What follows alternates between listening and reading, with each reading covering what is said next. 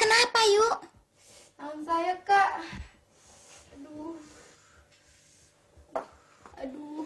Apa lele garam ini? Kok bisa begini sih?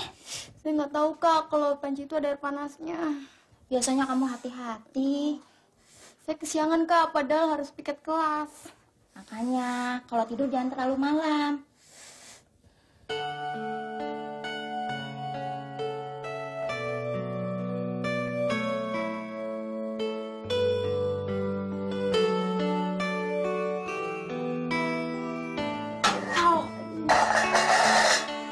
Mengapa Ayu berteriak kepanasan? Karena pada waktu Ayu memegang tangkai panci tadi, terjadi perpindahan kalor. Dari panci yang panas ke jari tangan yang dingin. Karena panas yang diterima berlebihan, maka Ayu merasa kepanasan. Peristiwa perpindahan kalor seperti ini disebut konduksi kalor. Saudara-saudara sekalian, sekarang kita akan mempelajari konduksi kalor. Nah, untuk mempermudah kalian memahami, kita akan melakukan peragaan. Bagaimana, kalian siap? Ya. Baik. Kalau siap, Bapak minta bantuan 4 orang maju ke depan. Silakan. Ya, boleh Agung. Yani. Ayo, Muhtar. Ya.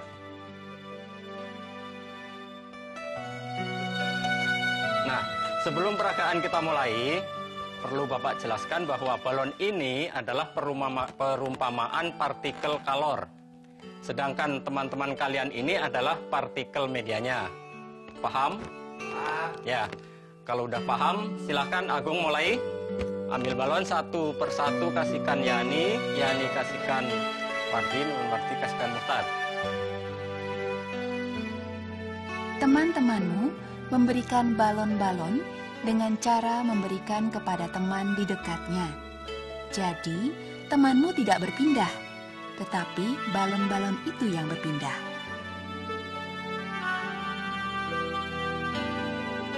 Ya, kalau sudah selesai, kalian boleh kembali ke tempat. Silahkan.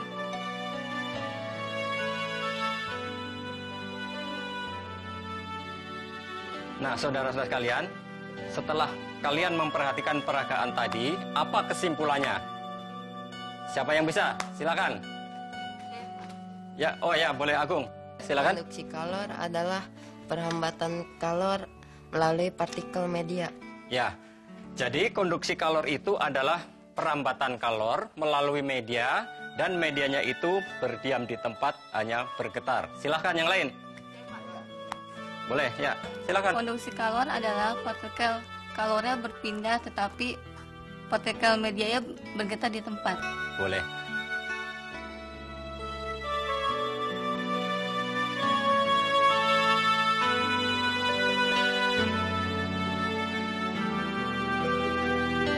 Besi yang dipanaskan pada salah satu ujungnya akan menyebabkan terjadinya perbedaan suhu di antara kedua ujung besi itu.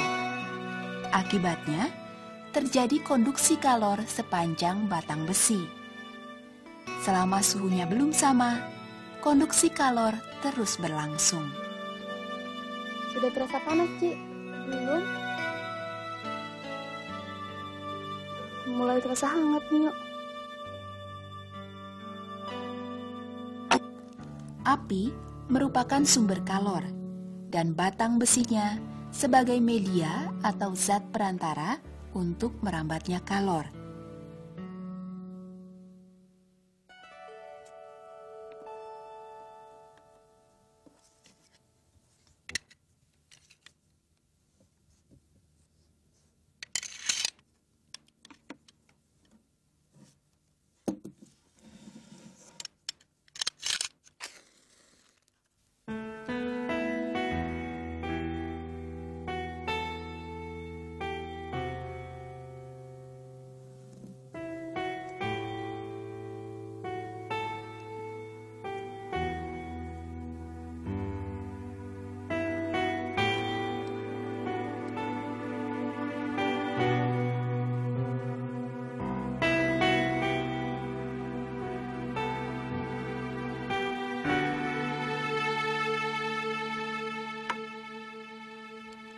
pada batang aluminium jatuh duluan?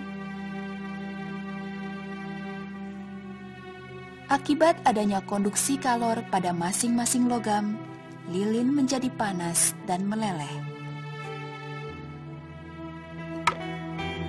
Lilin pada batang besi jatuh.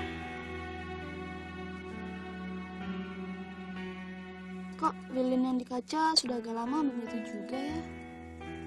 Kalau begitu, aluminium dan besi adalah penghantar kalor yang baik, dan kaca adalah penghantar kalor yang jelek. Pada umumnya, logam merupakan konduktor. Konduktor adalah penghantar panas yang baik. Konduktor yang baik seperti aluminium, besi, dan tembaga banyak digunakan sebagai perabot dapur. Karena konduktor itu dapat merambatkan kalor dengan cepat.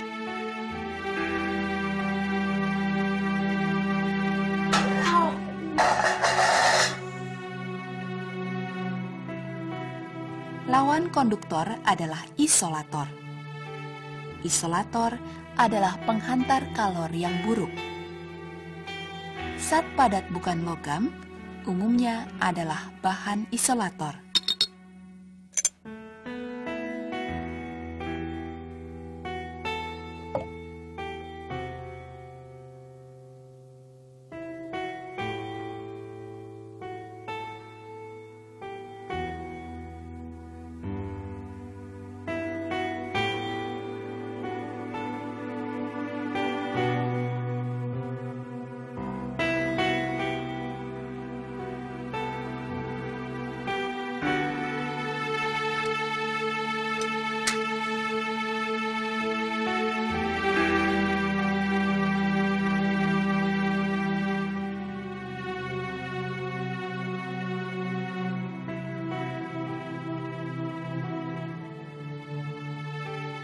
Air yang di atas sudah mendidih, tetapi esnya masih utuh. Berarti air merupakan penghantar kalor yang jelek.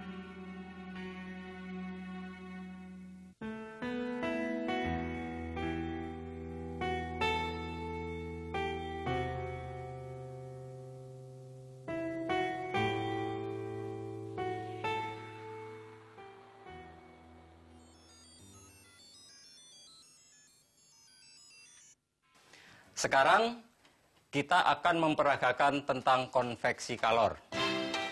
Ya, untuk itu coba Bapak minta tolong 4 orang lagi maju ke depan. Ya. Saudara Arif silakan.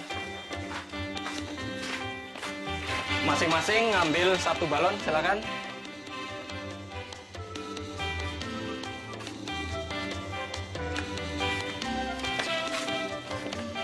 Nah, balon-balon ini akan dibawa keliling oleh teman-teman. Ya, mulai.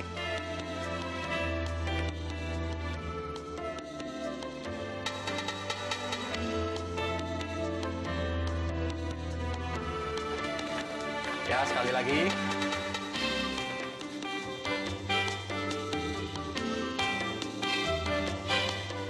Ya, cukup. Nah, dari peragaan tadi, ada yang dapat menyimpulkan? Siapa? Silakan. Saya, Pak. Ya, Saudara Feby, silakan.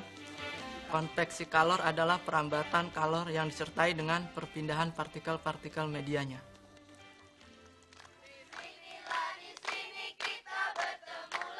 Pada kejadian ini, terjadi perambatan kalor dari api unggun yang panas ke sekitarnya dengan udara sebagai medianya. Cara perambatan kalor dengan medium udara tersebut disebut konveksi kalor. Selain dengan medium udara atau gas, konveksi kalor dapat juga terjadi dengan medium zat cair. Hal ini dapat dibuktikan dengan percobaan yang menggunakan tabung atau pipa konveksi.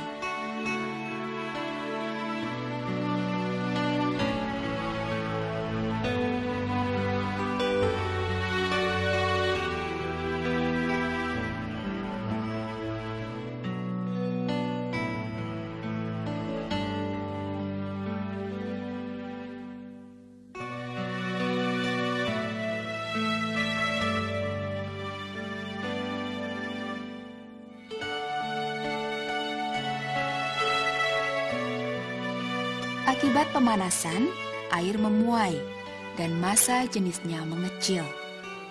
Akibatnya, terjadi gerak sirkulasi air sepanjang pipa konveksi.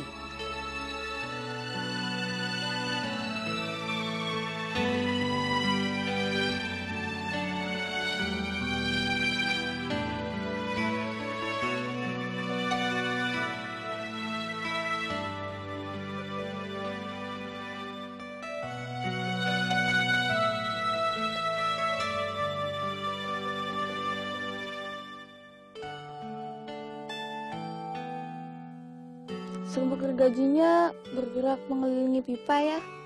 Serbuk gergaji itu bergerak karena terbawa oleh gerak air.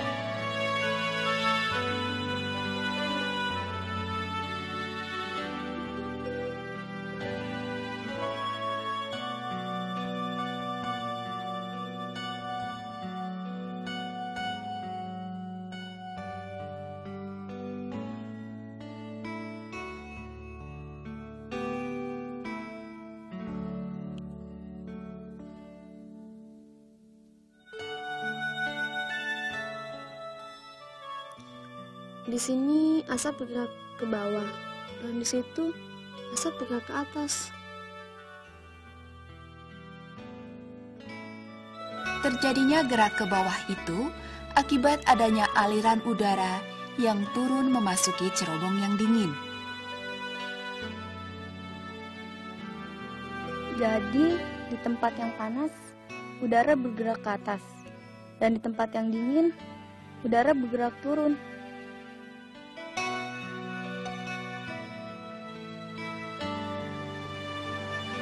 Adanya konveksi di udara menyebabkan timbulnya angin laut dan angin darat di daerah pantai. Pada siang hari, daratan lebih panas daripada lautan. Udara panas di daratan bergerak naik, dan udara sejuk di atas laut bergerak turun ke daratan.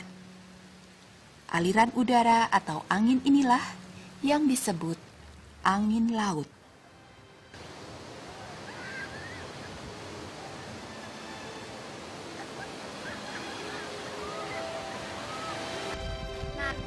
Menjelang malam hari, kita bisa lihat terbenamnya matahari.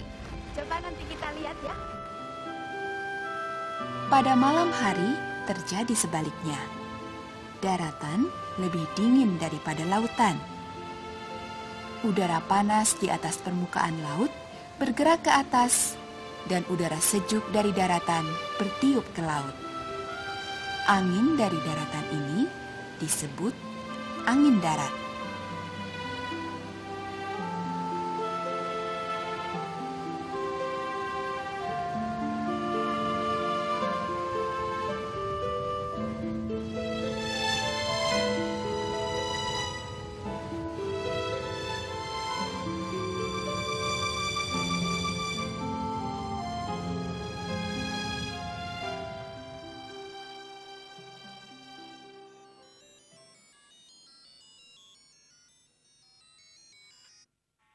Nah, sekarang kita akan melakukan peragaan tentang radiasi kalor.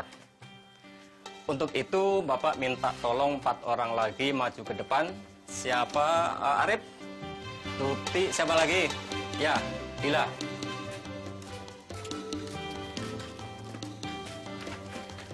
Nah, bola ini nanti Tuti lemparkan ke saudara Febi. Saya ngapain, Pak? Oh iya, kalian berdua memperhatikan saja. Ya, kita mulai saja. Ayo.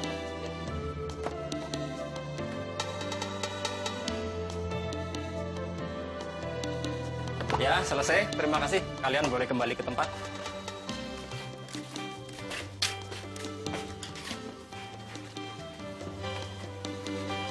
Nah, setelah kalian memperhatikan peragaan tadi, siapa yang dapat menyimpulkan? Silakan. Ya. Coba. Ya, Saudara Oding, silakan. Radiasi adalah perambatan kalor tanpa menggunakan zat perantara. Iya. Sekarang kenapa itu bisa terjadi? Ada yang tahu? Nggak ada yang tahu? Ya. Itu bisa terjadi karena cahaya itu adalah gelombang elektromagnetik. Matahari memancarkan cahaya atau sinar ke segala arah. Sinar ini membawa kalor. Dengan melewati daerah hampa udara, sinar matahari sampai ke bumi kita. Rambatan kalor seperti sinar matahari ini disebut radiasi.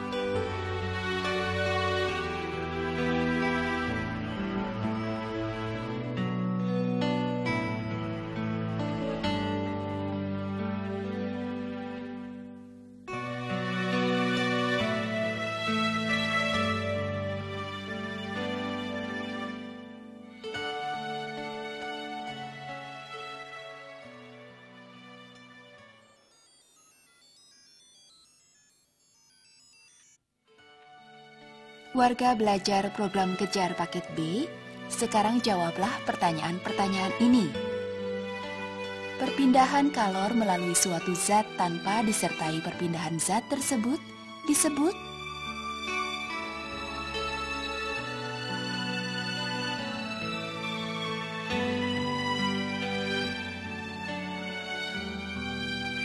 konduksi.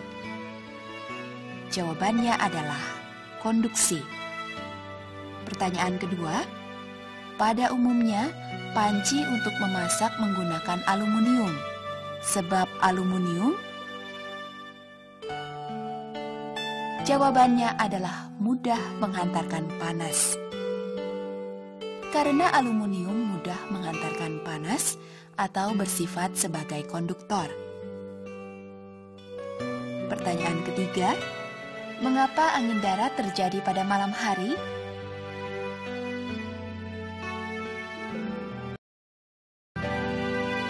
Jawabannya adalah karena malam hari daratan lebih cepat dingin daripada lautan.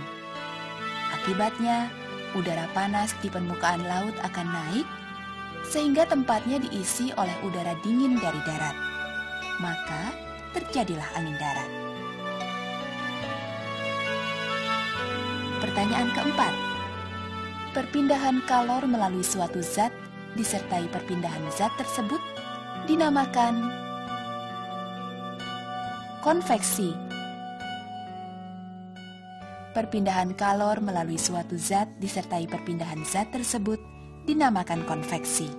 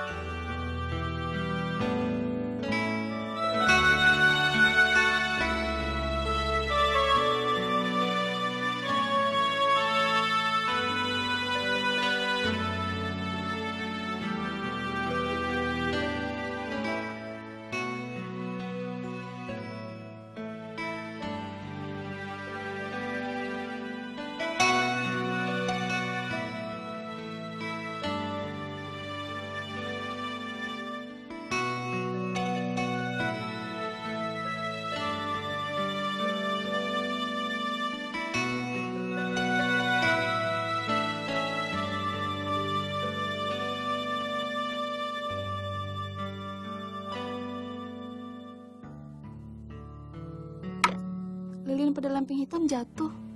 Berarti benda yang permukaannya hitam kusam menyerap kalor lebih banyak daripada permukaan putih mengkilap. Lilin yang menempel di plat logam yang berwarna hitam kusam jatuh lebih dahulu. Karena permukaan plat logam berwarna hitam kusam lebih banyak menyerap radiasi kalor daripada permukaan logam putih mengkilap. Gimana kalau kita coba warna lain? Boleh. Kita buat tabel untuk mengetahui warna apa yang menyerap kalor lebih banyak. 5 menit ya. Udah 5 menit yuk. Tunggu sebentar. Ya, udah 5 menit. Yang merah berapa, Cik? 38.